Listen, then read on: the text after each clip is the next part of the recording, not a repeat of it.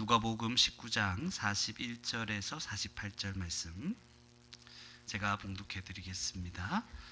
가까이 오사 성을 보시고 우시며 이르시되 너도 오늘 평화에 관한 일을 알았더라면 좋을 뻔하였거니와 지금 네 눈에 숨겨졌도라. 날이 이를지라 네 원수들이 토둔을 쌓고 너를 둘러 사면으로 가두고 또 너와 및 그 가운데 있는 네 자식들을 땅에 메어치며 돌 하나도 돌 위에 남기지 아니하리니 이는 네가 보살핌 받는 나를 알지 못함을 인함이니라 하시니라. 성전에 들어가사 장사하는 자들을 내쫓으시며 그들에게 이르시되 기록된 바 내 집은 기도하는 집이 되리라 하였거늘 너희는 강도의 소굴을 만들었도다 하시니라.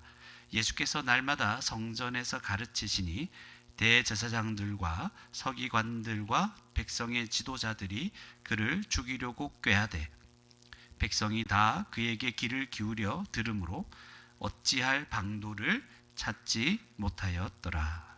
아멘. 네. 오늘 누가복음 19장 마지막 부분을 이제 함께 볼 텐데요. 그 앞에 어떤 일이 있었나요? 예수님이 예루살렘으로 향하여 가셨죠. 나귀 새끼 타고 가시는 모습 기억하십니까? 예, 기억하시죠? 나귀 새끼를 풀어오라고 하셨습니다. 그리고 나귀를 타고 어디로 가십니까? 지금 예루살렘으로 입성하십니다. 그래서 예수님께서 겸손의 왕으로서 이제 예루살렘에 입성하시는데 예루살렘에서 뭐 합니까? 뭐 하러 가시죠? 십자가에 달려 죽으시러 가시는 거죠. 무엇을 위해서 죽으십니까? 죄인을 하나님과 화목하게 하려고, 죄인을 구원하시기 위해서 가시는 거죠. 그래서 그때 사람들이 막 겉옷을 깔고 막 찬양하죠. 근데 이거 찬양하지 못하도록 바리새인들이 막 막았죠. 그러니까 뭐라고 하십니까? 예수님이 이 사람들을 안 막으면 무엇이 찬양한다? 돌들. 예, 우리는 돌들보다 못하면 안 되겠죠. 모든 피조물이 하나님을 찬양하고 있지만 오직 누구만이 하나님께 예배하고 찬양하기를 멈추고 있다고 했죠? 인간만이, 사람만이 그러고 있습니다. 그 본문 이후에 오늘 사건이라는 거예요. 그 본문 이후에 예루살렘 곧 이스라엘 백성들은 지금 누가 오고 있습니까? 나귀 새끼를 타고 누가 온다고요? 예수님이 메시아로서, 왕으로서, 겸손의 왕으로서 지금 입성하잖아요. 그 예수님을 이스라엘 백성들은 자기 왕으로 받아들일 것인가 하는 문제가 있겠죠. 예수님은 들어가시는데 그들은 과연 받아들일까? 예수님은 예루살렘에 이제 들어가셔서 십자가에 못 박히기 전에 어떤 일을 행하셨는가, 이런 내용들이 이제 기록되기 시작합니다. 오늘날 저와 여러분은 예수님을 어떻게 나의 왕으로 받아들일 수 있을까? 만약 받아들이지 않는다면 어떤 일이 일어날까? 예수님은 저와 여러분의 왕이 되셔서 우리를 구원하고 다스리려고 하시는데 그것을 위해서 어떤 일을 행하고 계신가? 오늘날 이런 것들을 좀 생각해 볼 수 있을 겁니다. 그래서 오늘 정말 간단하게 좀 살펴보면 41절에서 44절에 보면 예수님이 가까이 오시죠. 어디에 가까이 왔다는 거예요? 문맥상 예루살렘이죠. 예루살렘 성으로 가시고 있었잖아요. 그 예루살렘에 가까이 오사. 예루살렘에 가까이 왔다는 것은 무엇에 또 가까워졌다는 거예요? 십자가에서 죽는 일이 가까워졌다는 거예요. 그런데 갑자기 성을 보시고, 예루살렘 성을 보시고 우십니다. 예수님이 울고 있어요. 예수님이 울고 있어요. 여러분, 이거 참 보기 어려운 장면입니다. 예수님이 울어요. 병자도 고치고 죽은 자도 살리고, 그죠? 정말 온갖 자기를 해하는 그런 그 덫에서도 예수님이 아주 당당하게 잘 가르치고 분명하게 말씀을 이야기하심으로 벗어나셨는데 예수님이 우십니다. 예수님이 우십니다. 이제 왜 우실까? 이게 중요하겠죠. 왜 우실까? 예루살렘에 오셨는데 왜 우실까? 그게 이제 42절부터 나오죠. 예수님도 우시는 분입니다. 이르시되 42절에 너도 오늘 평화에 관한 일을 알았더라면 하는 말은 지금 어떻다는 거예요? 모른다는 말이죠. 너무 여러분 성경이 어렵지 않아요.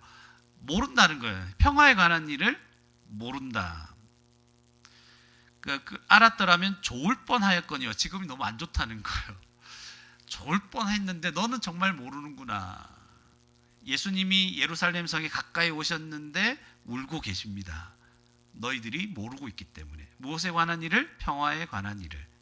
그러면 이 평화가 무엇에 관한 일일까요? 앞에서도 얘기했죠. 평화, 하늘에는 평화, 뭐 이런 얘기했죠.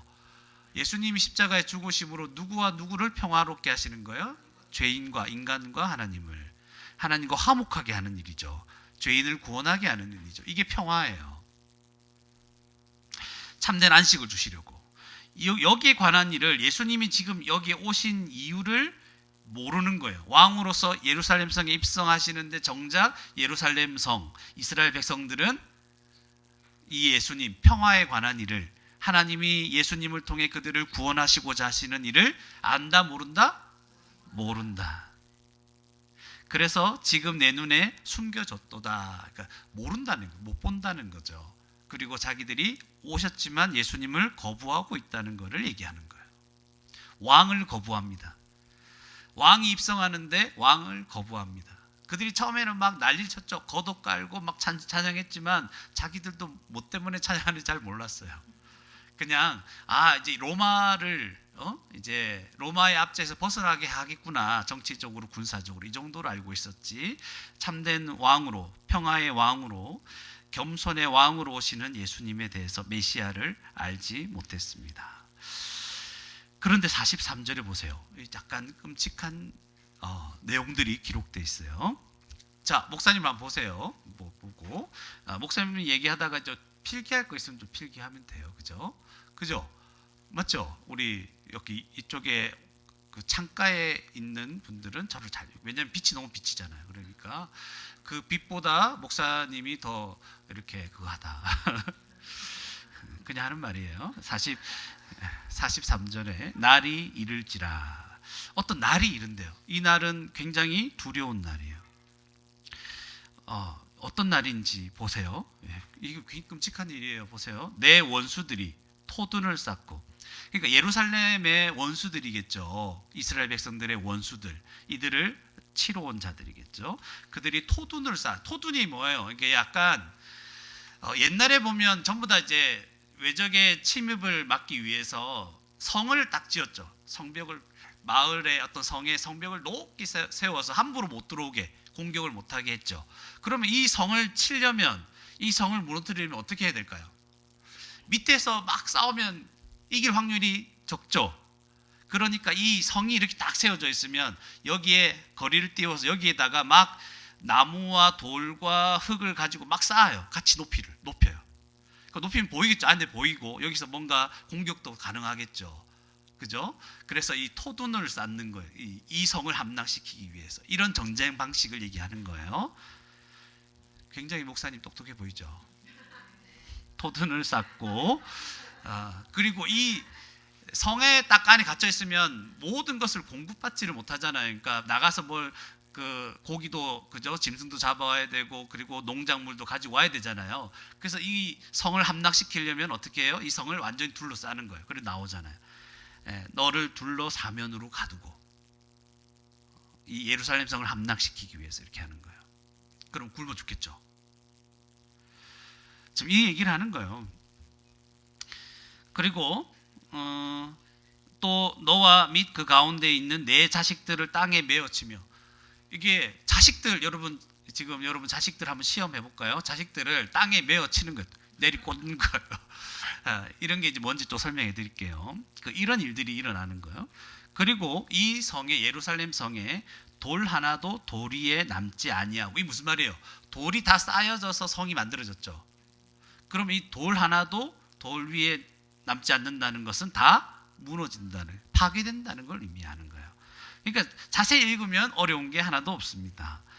그런데 왜 이런 일이 일어나는가 하니까 이는 네가 보살핌 받는 날. 보살핌 받는 날이 뭘까요? 하나님이 이 이스라엘 백성들 예루살렘을 보살펴 주려고 해요. 어떻게? 예수님을 보내서 멸망에서 건져 주시려고, 죄에서 건져 주시려고 예수님을 보내신 거예요. 겸손의 왕으로서. 그죠? 앞에 나왔죠. 그죠? 평화에 관한 일. 보살펴 주려고 하는데 뭐예요? 알지 못함을 인함이라. 그러니까 예수님을 거부했다는 거죠. 예수님이 오셨는데 그분을 받아들이지 않고 듣지도 않고 거부한 거예요. 그래서 이렇게 망한다 하는 거예요. 그런데 이게 이제 전체적인 내용인데요. 44절까지. 여러분 이게 실제로 일어납니다. 역사적으로 AD 70년에 예수님을 받아들이지 않고 거부하고 예수님을 십자가에 못 박은 그들 이스라엘 백성들 예루살렘 성 가운데 이런 일이 실제로 일어나는데 어떻게 일어나냐면 그러니까 원래 지금 로마 제국에 의해서 예루살렘이 지금 이제 그 압제하에 들어가 있죠. 그런데 AD 뭐 몇 년인지 여러분 몰라도 돼요. 66년쯤에 이 예루살렘이 한번 반란을 일으킵니다. 반항합니다. 로마에 대해서. 우리도 한번 독립운동을 펼치는 거죠. 이걸 이제 제1차 유대 로마 전쟁이라고 하는데 이렇게 반란을 일으킵니다. 근데 로마 황제가 가만 냅두겠습니까? 로마 황제가 당시에 네로였습니다. 네로 황제가 장군을 보냅니다. 장군 이름 몰라도 됩니다. 저는 이런 게 제일 싫더라고. 역사 중에 누구 이름 우리나라 이름도 아니고 우리나라 이름도 기억하기 힘든데 이름 자꾸 얘기하는 게 힘들더라고. 베스파시안 뭐 이런 거 여러분 외우겠어요? 베스파시아누스 이런 거 아니죠? 예, 그게 장군을 보냈다는 거예요. 장군을 보내서 이 반란을 진압하게 하는 거예요. 그리고 그의 아들 또 나중에 이름 또 하여튼 티투스라고 하는 이제 그가 총사령관이 되어서 이 전쟁을 마무리하게 되는데요. 이 전쟁을 하는 방식이 토둔을 쌓고 성을 에워싸는 거예요.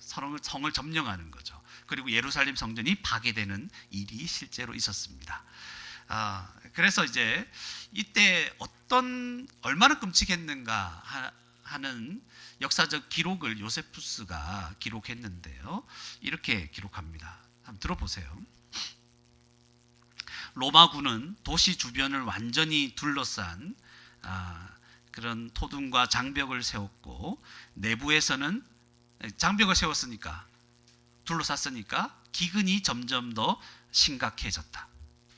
예루살렘이 이제 완전 포위당하니까 먹을 게 없어지는 거예요. 식량이 없자 사람들은 가죽이나 나무 껍질, 심지어는 자신들의 자녀의 시체까지 먹는 참상이 벌어졌다. 그러니까 진짜 먹을 것이 다 떨어진 거죠. 자녀의 시체까지, 자녀를 먹는 일까지도 벌어지는, 끔찍하죠. 이런 일까지 벌어진 거예요. 그래서 완전히 굶어 죽게 만들 정도로 만들어서 이들이 항복하게 만드는 그런 일들이 일어난 거죠. 그리고 이제 성전 안으로 이렇게 기록되어 있어요. 이건 이제 역사가가 기록한 내용입니다. 그 당시를. 성전 안으로 들어온 병사들은 불을 질렀고 이제 쳐들어온 거예요. 안에 쳐들어와 가지고 많은 불을 지른 거예요. 성전에. 많은 사람들이 성전 안에서 죽었습니다. 엄청난 사람들이 여기 피바다가 된 거예요. 예루살렘 안에 있었던 사람들이 거의 다 죽은 거예요. 황금 장식으로 되어 있던 성전이 거의 황금으로 도금하고 이런 것들이 많거든요. 황금이 많아요. 성전이 불에 타기 시작하니까 금이 녹기 시작하겠죠. 불에 금이 녹으니까 병사들은 이 금을 취하기 위해서 어떻게 했을까요? 금이 녹아서 이 돌들 사이에 싹 스며드는 거예요. 그 사이에 있는 걸 다 드러내기 위해서 어떻게 했어요? 이 그러니까 돌들을 다 무너뜨리는 거예요. 아까 말했던 돌 하나도 돌 위에 남지 아니하리라는 이 말씀이 그대로 이제 응답이 되는 거죠. 전쟁 중에 몇 명 정도 죽었을까요? 역사는 기록합니다. 우리 울산에 몇 명쯤 돼요? 한 100만 명 되죠. 아닌가? 120만 명이 되죠. 울산에 사는 전체 사람. 동구에만 한 30명 살고 30만 명 살고 이렇다 해요. 몇 명이 죽었냐면 이 전쟁 때문에 110만 명이 죽었고 울산에 있는 사람 싹 다 죽은 거예요. 대다수는 유대인들이었고 남은 자들은 몇 명 남은 자는 포로로 끌려가 검투사, 경기장이나 노예시장으로 보내진 거예요. 많은 아이들이 포위 중에 죽었고 거리에는 시체가 넘쳐났습니다. 이게 실제로 일어났던 역사적 사건입니다. 이 예루살렘에. 예. 그러니까 여러분 이걸 무엇을 말하는 거냐 하냐면 이 43절과 44절은 그냥 정확하게 이런 일들이 나중에 몇 년 뒤에 일어날 거다 이것만 예언하는 게 아니에요. 이거는 일반적인 하나님의 심판을 얘기하는 거예요. 예. 그게 이 구체적인 역사의 사건으로 딱 드러났을 뿐이에요. 그런데 이 역사적으로 드러났다고 해서 이 사건만 얘기하는 것이 아니라 너희가 예수 그리스도를 거부했기 때문에 장차 받을 심판이 얼마나 끔찍할 것인가를 지금 얘기하는 거예요. 이해가시죠? 예, 역사적인 한 장면이 일어났지만 이것보다 더 비참한, 사실은 이만큼 비참한 일이 없어요. 한 성 안에, 예루살렘 성 안에 있는 사람이 거의 다 몰살한 거예요. 그 죽기 전까지도 끔찍한, 자녀의 시체까지도 먹어야 되는 이런 끔찍한 일이, 고통이 있었다는 거죠. 끔찍하지 말로 해도 다 끔찍한 일이에요. 이게 왜 이런 일이 있었다? 보살핌을 받는 날, 하나님이 너희를 구원하시기 위해서 예수님을 보내시고 십자가에 죽게 하시는 이 모든 은혜를 거부한 것 때문에 이런 심판이 있었고, 그것이 바로 예수님을 오늘날 여러분 믿지 않고 복음을 듣지 않고 받아들이지 않는 모든 사람들에게 이런 일이, 이런 끔찍한 일이 영원토록 부어질 것이다, 이 얘기하는 거예요. 이제 분명히 아시겠죠? 그리고 이제 45절 46절에 예수님이 이제 성전에 들어가십니다. 성전 앞에서는 우셨고 이제 성전으로 들어가세요. 성전에 들어가서 거기 장사하는 사람들이 있었어요. 내쫓으십니다. 거기서 왜 장사를 하냐면 멀리에서 짐승들을 끌고 와서 제사 지내기가 어렵잖아요. 그러면 짐승들이 상하고 다치고 그러잖아요. 그러니까 여기 와서 짐승 그 돈을 주면은 짐승을 좋은 짐승으로 이렇게 바꿔주는 역할을 하고, 또 하나님 그 성전에 성전세를 내야 되는데 그냥 일반적인 세상에 그 돈을 내는 게 아니라 성전에 그 돈으로 바꿔주는, 환전하는 일을 했다는 거예요. 이거 자체는 나쁜 것이 아닌데 이때 사람들이 장사를 했다는 말은 뭐예요? 동물을 너무 비싸게 받거나,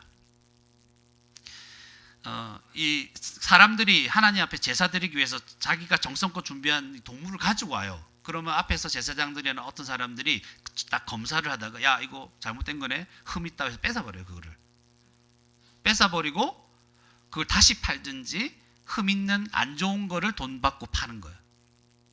그죠? 그리고 성전의 세를 받으려고 할 때, 이 환전할 때 큰 이득을 취하는 거예요. 이런 식이에요. 그래서 지금 얘기하는 거예요. 장사하는 자들을 내쫓으십니다. 원래 의미를 상실한 거죠.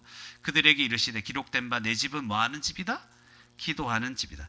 기도한다고 했을 때 그냥 기도만 하는 게 성전은 아니에요. 그 나중에 또 설명을 좀 드릴게요. 그래서 너희는 뭐의 소굴을 만들었다? 강도의 소굴. 다 강제적으로 뺏는 거나 마찬가지야. 야, 네가 가져온 이 재물을 못 드려, 내놔, 뺏어버리고, 그죠? 이 약간 흠 있는 이 재물을 돈 주고 사라. 완전 강도죠, 그죠? 그 소굴을 만든 겁니다. 47절, 48절에는 뭐라고 돼 있냐면 예수께서 이제 그 성전을 이렇게 성전에서 이렇게 말씀하시고 난 이후에 날마다 성전에 자기가 서십니다. 장사하는 자들은 쫓아내 버리시고 자기가 성전에 날마다 서서 가르치기 시작합니다. 뭘 가르쳤을까요? 복음을 가르친 거예요. 근데 이걸 못마땅하게 여기는 거예요. 여기 대해서 이득을 취하고 있었던 자들이 대제사장, 서기관, 백성의 지도자들이 알게 모르게 이득을 취하고 있었죠. 또 이들은 사람들에게 지도자들이었잖아요. 자기들의 권위가 있었는데 예수님이 이걸 다 뺏어버린 거랑 마찬가지잖아요. 이득도 빼앗기고 그 권위도 예수님 뺏어간 거잖아요. 그러니까 싫죠. 그러니까 뭐라고 합니까? 그를 예수님을 죽이려고 이제 꾀하는 거예요. 예수님 죽이려고 합니다. 근데 마음대로 안 되죠. 백성이 48절에 다 그에게 귀를 기울여 듣는 거예요.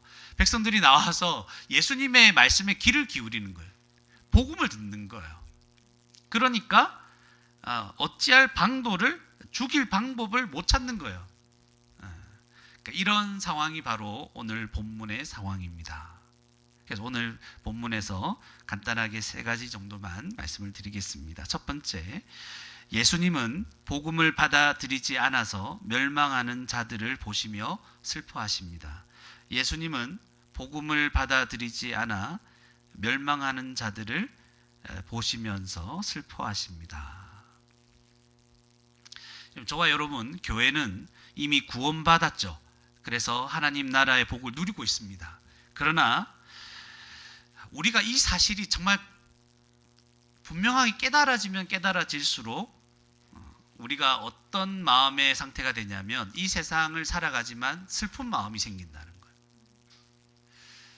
그러니까 우리가 구원받았다는 사실이 정말 명확해지면 야, 나 구원받았다, 난 좋아 이렇게 하는 게 아니고 이게 정말 명확해지면 이 세상에 멸망하는 자들, 그들 때문에 우리가 어떻게 된다? 슬퍼집니다. 눈물로 살아가게 됩니다. 우리 주위에는 이 평화에 관한 일, 하나님이 예수님을 보내 구원하시고자 하는 이 일을 모르는 자들이 너무나 많습니다. 예수님에 대한 거부, 복음에 대한 거부는 이 사람들에게 멸망을 가져올 겁니다. 아까 끔찍한 일들을 설명했죠. 그거는 한 단면일 뿐이죠. 영원한 멸망을 그들에게 가져올 겁니다. 역사적인 그 사건은 그들에게 얼마나 끔찍한 일이 벌어질지를 조금 보여줄 뿐이죠. 성도는 우리에게 일어나는 여러 가지 어려운 일들 때문에 슬픈 자들이 아니에요. 그러니까 인생에서 어려움을 안 겪는 사람은 없어요. 온 세상 사람들이 다 아우성입니다. 힘들다고. 그래서 얘기하다 보면 주된 단어가 뭐예요? 죽겠다라는 거죠. 뭐 해서 죽겠다, 뭐 해서 죽겠다, 누구 때문에 죽겠고, 이것 때문에 죽겠고, 요것 때문에 죽겠다. 때로는 배불러 죽겠다. 그죠? 배불러도 죽겠다 그러고, 좋아서 죽겠다 그러고, 다 죽겠다고 얘기합니다. 이 입에 붙은 거예요. 이게 다 죽을 일밖에 없어요. 그러나 진짜 죽죠. 죽겠다 하니까 죽는 거예요. 이건 유머인데 죽는 거예요. 근데 우리들은 왜 슬퍼하는 자들이냐면 우리에게 힘든 일, 경제적 그리고 사람들과의 갈등, 또 앞날에 대한 두려움, 또 건강, 몸의 질병, 그죠? 앞날 우리 이제 학생들은 공부도 하고 있는데 공부하기 싫고 괴롭고 공부해도 이게 앞날이 불투명하고 이런 것 때문에 그죠? 힘들죠. 근데 성도는 주님을 거부하고 복음을 받아들이지 않는 자들 때문에 우리 주위 사람들 때문에 이제 슬퍼하는 자들입니다. 그러니까 슬퍼요. 복음을 왜 전하고 가르치냐 하면 이런 사람들을 보면 너무 슬프기 때문에 그래서 힘을 내서 복음을 가르치는 거예요. 이렇게 안 가르치면 죽기 때문에, 멸망하기 때문에. 그래서 우리 여기 참석해 있는 우리 예찬이도 있고 선호도 있고 그죠? 그 앞에 우리 연호도 있고 은호도 있고 그죠? 조한이도 있고 예린이도 있고 또 오늘 참석하지 않은 우리 아이들도 있죠. 또 정호도 있죠. 슬퍼요. 확신이 안 들 때 목사인 제가 여러분이 복음을 알고 구원받았다는 확신이 안 들면 슬퍼요. 슬프고 주일에 설교를 할 때도 마음이 슬퍼요. 그래서 왜 목사님이 예배 드릴 때 고개를 들라. 자, 한번 들어볼까요? 고개를 들라. 자, 연호 고개를 들라. 그죠? 또 선호야 딴짓하지 말고 고개를 들라. 왜 이런 얘기를 하냐면 왜 딴짓하지 말고 잠 오면 뒤에 서고 왜 이렇게 얘기하냐면 슬프기 때문에 그래요. 왜냐하면 이렇게 사랑하는 우리 자녀들을 그냥 멸망하도록 내버려 두면 안 되니까 슬퍼요. 또 여기 오늘 안 온 사람들, 교회 가기 싫어, 교회 왜 가야 돼? 점점 크면서 그런 생각들을 하는 것 같은데 슬퍼요. 마음이 슬프고 그런 거예요. 부모님들도 왜 여러분에게 교회 가자, 교회 가라고 얘기하고 또 잠자는데 또 복음 얘기하고 이거 성경 읽자 그러고 기도하자, 왜 그러냐면 마음이 슬프기 때문에 그래요. 아직 확신이 안 드니까, 여러분이 구원받았다는 확신이 안 드니까 오늘 교회 가자, 교회 가서 라면 먹어라, 교회 가서 맛있는 거 먹자, 가자 이렇게 하는 게 슬프기 때문에 그래요. 여러분이 다 구원받았다는 확신이 들면 이제 안심할 거예요. 제가 여러분이 정말 구원받았다는 마음이 확신이 들면 여러분 자도 돼요. 그때는 야 누구는 자도 돼? 선호해 안 돼? 이렇게 된 거예요. 누구는 자도 되는데 누구는 안 돼. 이런 마음을 지는 거예요. 여러분 잠자고 예배 시간 잠자고 싶으면 목사님한테 얘기해. 저하고 구원 상담을 해야 돼요.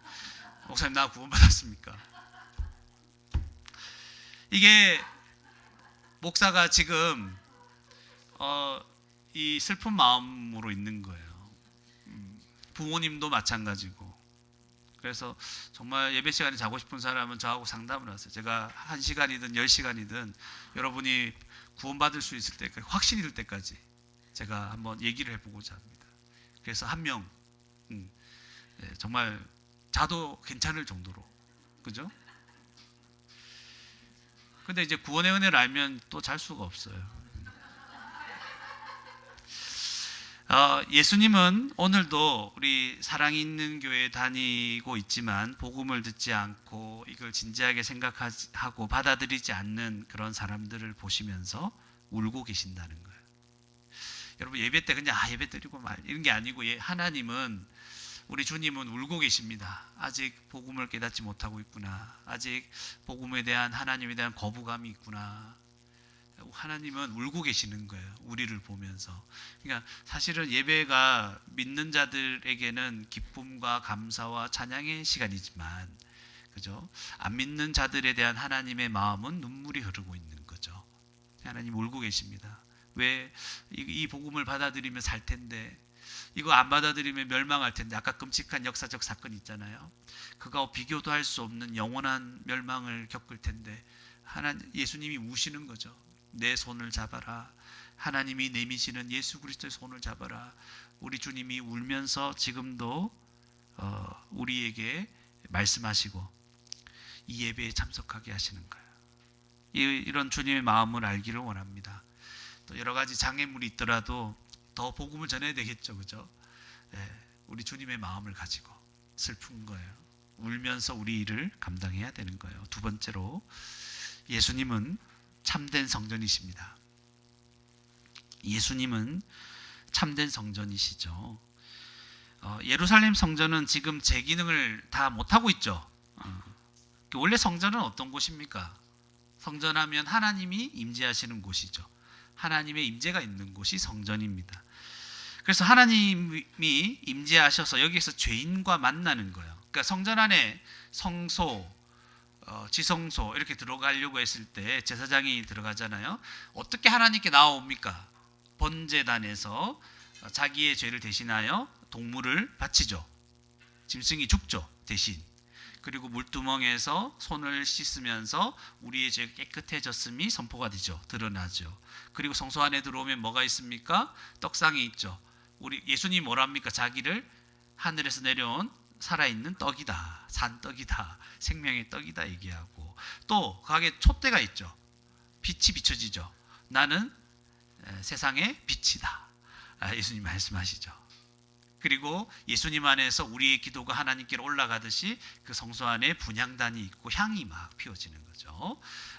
그러면서 그 안에 뭐가 있어요? 지성소가 있는 거죠. 그러니까 이 성전은 뭐냐면 하나님이 우리와 함께 있고 싶어 하는 거예요. 근데 그냥 함께 있으면 다 죽어버리잖아. 멸망하잖아. 그죠? 멸망하니까 어떻게 돼요? 살 수 있는 길, 하나님과 함께 살 수 있는, 생명을 얻을 수 있는 길을 하나님께서 만들어 놓으신 거예요. 야, 번제물을 드려라 믿음으로. 그리고 물두멍에서 씻고 여기 나와서 내가 베풀어 주는 이 떡을 먹으며 내가 비춰 주는 이 빛 가운데 살아라. 그죠? 너희 기도가 너희가 하나님 앞에 받아들여질 것이다. 하나님이 길을 만들어 주시는 거잖아요. 그게 성전입니다. 내가 너와 만나겠다. 그래서 내가 내 집은 만민이 기도하는 집이다 이렇게 얘기하는 게 이런 거예요. 왜 기도만 하는 게 아니고 내가 너와 만나고 싶고 죄인들이 나에게로 올 수 있는 그 방법을 내가 열어주겠다. 그 중심에 누가 있는 거죠? 예수 그리스도가 있는 거예요. 전부 다 예수 그리스도를 의미하는 거예요. 그런 성전이 어떻게 됐다고요? 동물이나 팔고 환전하는 곳, 이익을 위해서 살아가는 것, 이 세상에 자기가 잘 먹고 잘 살기 위해서 욕심과 탐욕을 부리는 강도의 소굴이 된 것이죠. 그러니까 하나님의 은혜로 하나님께 나아가는 그런 성전이 아닌 거예요. 지금은 하나님의 은혜로 내가 주님께 나아오게 되었구나 이런 게 아니고 온갖 악한 동기와 방법으로 자기의 이익을 챙기는 곳이 되어버린 거죠. 오늘날의 성전도 오늘날의 교회도 그와 같은 것이 되지 않도록 우리는 주의해야 되겠죠. 그런데 예수님이 오셔서 성전을 정화시킵니다. 맞죠? 쫓아내버리십니다. 그래서 성전의 기능을 예수님이 회복시키죠. 예수 그리스도가 참된 성전이 되신 거예요. 이 기능을 온전히 회복하십니다.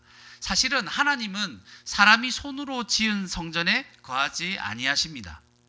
거할 수도 없어요. 여러분, 하나님은요 온 우주 만물 피조 세계 전체가 그 하나님의 임재를 감당할 수 없어요. 그래서 성경에 보시면 하나님께서 시내산에 임할 때 시내산이 감당합니까? 감당 못하니까 막 떨리고 지진이 일어나고 난리인 거예요. 그죠? 하늘도 감당을 못해요. 그죠? 빽빽한 구름 속에 천둥과 번개가 치면서 소리가 난리가 나는 거예요. 이 세상은 피조물 자체, 온 우주 만물도 하나님의 임재를 감당하지 못합니다. 피조물이라. 성막 성전은 여러분 어떨까요? 원래는 그곳에 하나님이 그 안에만 계시는 분이 아니죠. 그렇기 때문에 이것은 참된 성전의 모형이요 그림자입니다. 오히려 성전을 짓도록 하셔서 하나님이 그곳에 임하시겠다고 한 것이 하나님의 은혜죠. 내가 너희와 함께 하겠다. 이게 은혜죠. 그래서 이 성전의 원래 성전은 뭔가를 가리키는 하나의 그림자요 모형인 거예요. 그래서 이 예수 그리스도가 이 성전의 그 참된 의미를 확 드러내신 거예요. 자기가 하나님께 드려지는 제물이 되신 거예요. 예수님이 이 제사를 온전하게 한 거예요. 예전에 성전에서는 계속 그 동물이 죽어야 되죠. 양, 소 계속 그 사람 올 때마다 죽여야 되잖아요. 근데 예수님이 단 한 번에 드려주심으로 이 성전의 제단을 완전하게 성취하시는 거예요. 그것에 물두멍, 촛대, 떡상 이 모든 게 예수님으로 인해서 다 온전하게 된 거예요. 거기에다가 예수님이 죽으시자 뭐가 찢어졌어요? 성소와 지성소를 가르는 휘장이 위에서부터 아래로 찢어졌죠. 누가 찢으신 거예요? 하나님이 찢으신 거예요. 다시 꼬맬 수 없다는 뜻이 거기 포함되어 있어요. 찢다라는 표현 속에. 다시 이게 회복되지 않아요. 하나님이 예수 그리스도로 말미암아 이 죄인들이 하나님의 거룩한 지성소로 나올 수 있게 만드는 그 길들을 완전히 열어두시고 이 열어진 길은 다시 막히지 않는다는 거예요. 그래서 이제 예수님 때문에 이 우리의 기도가 하나님께 상달되고 하나님 우리 가운데 임하시고 우리와 함께 하시는 거죠. 하나님이 원하시는 삶을 살아갈 수 있는 자가 되는 거예요. 예수님이 참된 성전이 되는 겁니다. 그래서 이제 예수님께로 이제 나아가는 것이 뭐예요? 성전으로 나아가는 것이 되고 그것이 바로 하나님께로 나아가는 것이 되어버리는 거예요. 그러니까 예수님이 참된 성전이 되시니까 예수님께 나아가면 진짜 성전에 나아가는 거죠. 그 성전은 하나님께 나아가는 거예요. 이렇게 되는 거예요. 근데 목사님, 다른 목사님이 있는 게 아니에요. 목사님, 예수님께 어떻게 나갈 수 있습니까? 그러니까 맨날 추상적으로 얘기하죠. 예수님께 나아가야 됩니다. 우리 모두 막 얘기하잖아요. 예수님이 어디 있습니까? 동쪽입니까? 서쪽입니까? 어디 눈에 보이지가 않는데, 그죠? 여러분, 예수님께 나아간다는 말은 무슨 말인지 설명해 드릴게요. 예수님께 나아간다는 것은요, 예수님이 어떤 분이신지 아는 거예요. 그분이 누구인지를 아는 게 그분께 나아가는 거예요. 또 그분이 나를 위해 십자가에서 행하신 일이 어떤 것인지를 아는 거예요. 그게 예수님께 나아가는 거예요. 알겠죠? 방향을 잡는 게 아니에요. 동서남북. 그게 아니라 예수님이 하나님의 아들, 삼위일체 하나님으로서 성자 하나님인 것을 알아가는 거. 그래서 그분이 나의 죄를 대신해 십자가에서 죽으셔서 그 모든 죄의 대속을, 속죄를 성취하시고 이루신 것을 아는 거예요. 그래서 오직 예수님과 그분이 행하신 일을 믿고 의지하여 살아가는 것이 예수님께로 날마다 나아가는 거예요. 아시겠죠? 예. 예수님께로 나아갈 때 우리는 하나님께서 계신 참된 성전으로 가는 거예요. 그러니까 예수님이 누군지 알고 또 그가 십자가에서 행하신 일을 아는 것, 그것을 믿고 살아가는 게 뭐예요? 하나님께로 나아가는 거예요. 그게. 맨날 교회 오면 뭐 하라 그래요? 제가 말씀 배우라 그러잖아요. 성경 배우고 예수님이 누군지 알고 그가 십자가에서 행하신 십자가 복음을 알아야 됩니다. 그게 하나님께 나가는 거예요. 좀 분명해지십니까? 하나님께 나가야 됩니다. 그리고 날마다 우리 성경 읽으라 하잖아요. 성경 읽고 묵상하고 또 연구하라고 하죠. 그게 뭐예요? 하나님께 나가는 거, 그게. 예. 그래서 이 깨달은 것을 가지고 기도할 때 기도로 나가는 것이고, 깨달을 때 이거 의지하고 하나님께 나아가는 거. 이게 다 하나님께 나아가는 거예요. 그럼 말씀을 안 보겠다, 뭐예요? 하나님께 안 나가겠다는 거예요. 예수님께로. 그래서 제가 그 얘기를 하는 거예요. 목사 말을 듣고 말씀을 바라고.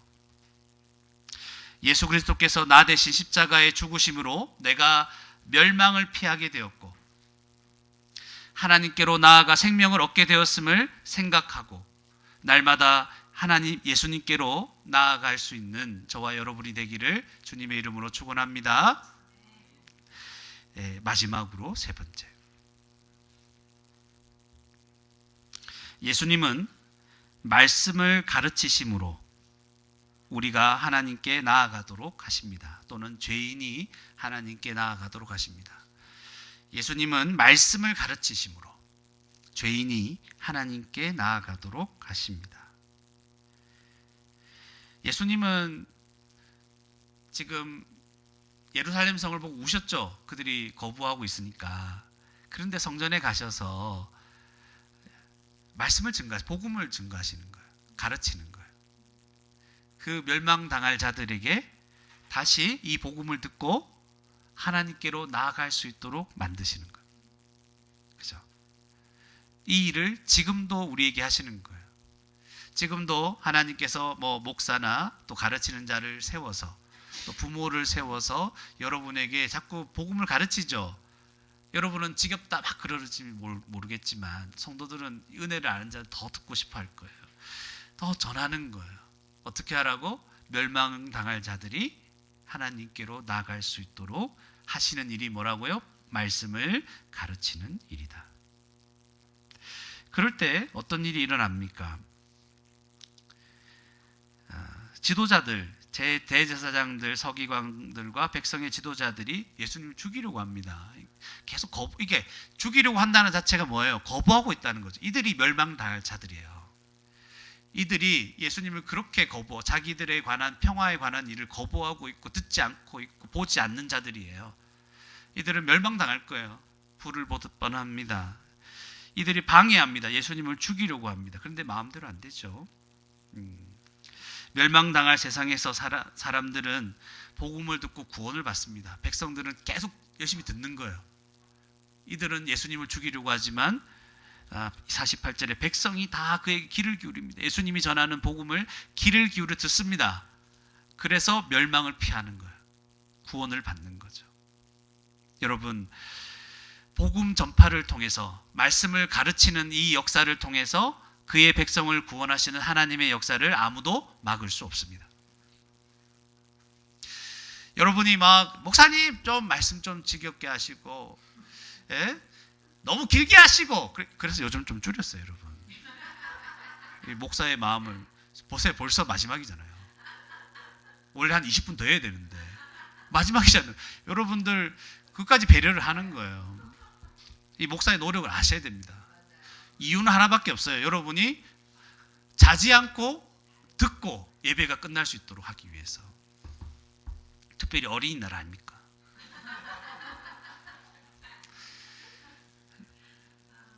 복음을 거부하는 사람들이 많아요. 목사님 말씀 길어요. 아 지겨워요. 저 엎드려 있다가 낮에 끝나면 내일 섞게요. 뭐 많아요. 그런데 그들은 결국 복음을 듣고 멸망해서 구원받습니다.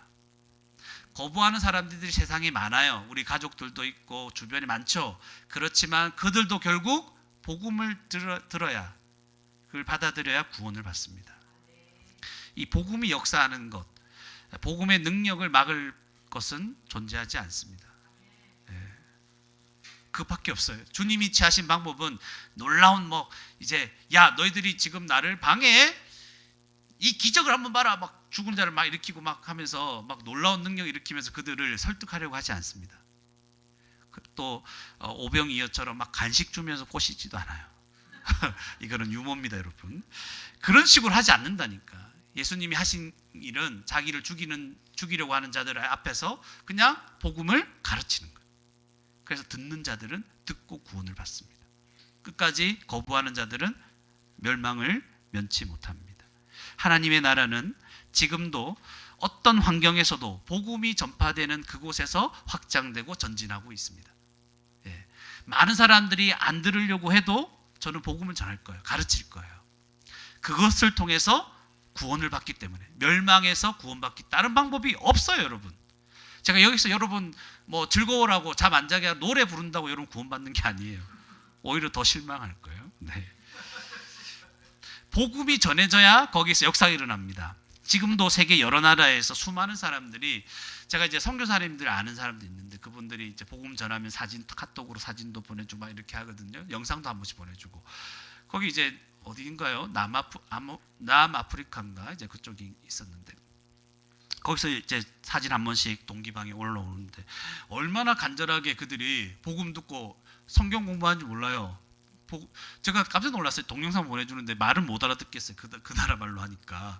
그런데 그분들이 그러니까 이 정도 신뢰도 잘 없어요. 이 정도 야외 이런 데서, 이 정도 공간에서 전부 다 한 6명씩 막 소그룹 지어가지고 다 붙어 있어요. 근데 막 얘기하고 있는 거예요. 그게 하나님이 받은 그 은혜들을, 복음의 은혜 막 나누고 있고요. 거기에 여러분 우리 선호 같은 애들, 그죠? 그런 아이들부터 시작해가지고 청소년들 다 있어요. 막 하나님 은혜가 어떤지 막 계속 얘기하고 있는 거예요. 나누고 있고, 와, 장소가 문제가 아니더라고요. 옆에 말하는 너무 시끄럽게 얘기하지 마. 우리 말 안 들린단 말이야. 그렇게 아니에요. 그냥 막 그 은혜를 계속 막 모여가지고 막 얘기하고 있는 거예요. 그래서 여러분, 우리는 막 지겹게 들을지 몰라도 이 복음 때문에 살아나고 있는 사람 엄청나게 살아나고 있어요. 멸망해서 다 구원받고 있어요, 여러분. 그래서 자꾸만 우리 분위기에 젖어들면 안 돼요. 이 분위기가 아니에요, 지금 이 분위기가. 수련회만 가도 이 분위기에 좀 벗어나잖아요. 이게 아니에요. 그 수련회 분위기에만 젖어 있으면 안 돼요. 더 세계는 더 엄청나요. 얼마나 간절한지 몰라요. 정말 그래요. 멸망할 세상에서 우리가 할 수 있는 일은 뭘까요? 힘써 복음을 전하고 가르치고 배우는 것밖에 없어요. 이게 지겨운 게 아니에요. 여기서 살아나야 다 살아납니다. 오직 말씀을 통해서만 예수님을 알 수 있고 그분께 나아갈 수 있기 때문에 이 방법 외에 다른 걸 취하는 게 아니에요. 복음을 제대로 가르치지 않고 잘못된 가르침이 난무하고 있고 이 가르치고 배우는 일을 소홀히 여기고 이것에 무관심하기 때문에 사람들이 자꾸 멸망으로 가고 한국교회가 약해진 거예요. 가르침을 싫어해요. 그러니까 좀 애들이 재밌어하는 거 뭐 없냐. 어른들이 좀 지겹지 않고 좀 할 수 있는 게 뭐냐. 그냥 좀 짧게 설교 짧게 하고 가르치는 거 좀 짧게 하면서 좀 재밌는 거 우리끼리 뭐 하자 이렇게 얘기하는 거예요. 그러다가 교회가 이 모양이 된 거예요. 감성적인 시대, 감성의 시대죠. 그죠?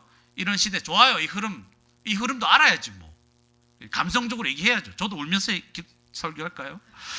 네. 여러분 아무리 감성적이고 현대인들의 이 코드에 맞춰서 오늘날 요즘은 이렇게 하면 그죠? 제가 옷을 찢어버리면서 뭔가 약간 그런 스타일로 머리도 좀 물들이고 좀 쇼킹한 스타일로 뭐 한다고 해서 그게 능력을 발휘하는 게 아닙니다. 그 안에 복음이 제대로 선포되지 않으면 다 죽습니다. 멸망을 피할 수 없습니다. 우리가 먼저 잘 배웁시다. 우리가 잘 배웁시다. 우리 청소년들도 잘 배웁시다. 여러분 어머니에게 부모님에게 잘 가르쳐 줬습니다. 그러니까 여러분 잘 배울 수 있어요. 물어볼 거 다 물어보고 해결 안 되면 목사님이 늘 교회 있잖아요. 교회 와서 저한테 물으세요. 제가 여러분 질문할 때 시끄러워 한 적 있어요? 없어요. 집에 가서 배워 이렇게 한 적이 없죠. 나한테 와서 배우라고 얘기를 하잖아요. 언제든지 전부 다 얘기해 줄 수 있습니다. 배우고 알아가는 일에 열심을 내는 것이 주님께 나아가는 거예요. 말씀을 사모하는 마음을 주시도록 기도합시다. 말씀을 사모하는 마음이 사라졌습니까? 이걸 잃어버렸어요? 언제나 있었죠, 여러분. 이 마음을 잃어버렸으면 이 마음을 회복하도록 주님 말씀 사모하는 마음 주십시오. 이게 있어야 살아납니다, 여러분. 배우는 일에 열심을 내지 않으면 내 신앙생활에 어떤 회복도 없을 거예요. 말씀을 붙잡지 않으면 어떤 회복도 없어요. 제가 장담합니다. 배우고 깨달은 것을 기초로 해서 기도가 이루어지고 그 깨달은 것 때문에 찬양이 일어나고 그것 때문에 하나님 앞에 예배가 일어나는 거예요. 모든 감정과 하나님에 대한 사랑이 살아나는 것이지 이 말씀을 제치고 갑자기 막 찬양이 생기고 기도가 나오면은 약간 이상한 거예요. 네. 물론 하나님이 그렇게 은혜 주셔서 뜨겁게 하셔서 그 다음에 성경 읽게 하기도 하십니다. 네, 순서는 다를 수 있어요. 그러나 말씀이 빠질 수는 없어요. 하나님이 우리에게 붙여준 모든 사람들, 모든 우리의 기회를 활용을 다해서 열심히 전하고 가르칩시다. 우리가 먼저 배우고 이제 가르칩시다. 실망할 일 많을 거예요. 지도자들처럼 47절에 이런 인간들이 있어요. 네가 또 전해? 언제까지 잘하려고? 그죠? 여러 가지 우리를 압박하기도 하고 핍박합니다. 못 전하게 만들겠죠.